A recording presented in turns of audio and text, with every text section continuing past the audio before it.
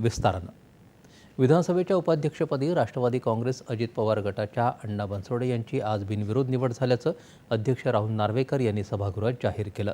त्यानंतर मुख्यमंत्री, दोन्ही उपमुख्यमंत्री आणि विरोधी पक्षनेते गटनेते यांनी बनसोडे यांना उपाध्यक्षपदाच्या आसनावर स्थानापन्न केलं। मुख्यमंत्री देवेंद्र फडणवीस यांनी त्यांच्या अभिनंदनाचा प्रस्ताव मांडला।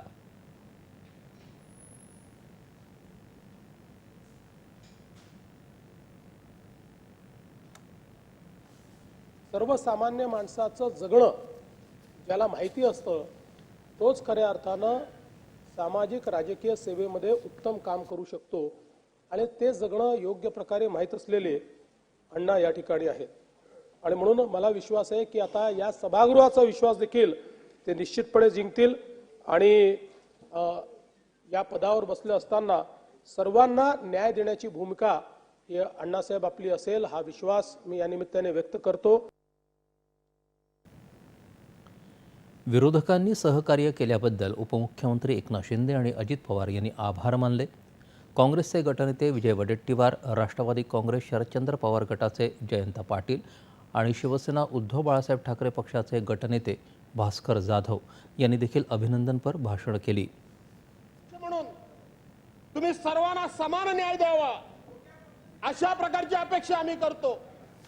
या सभागृहाचे उपाध्यक्ष म्हणून तुम्ही डाव्या उजव्या बाजूला दोन्ही बाजूला समान बघावं अशी आम्ही अपेक्षा करतो।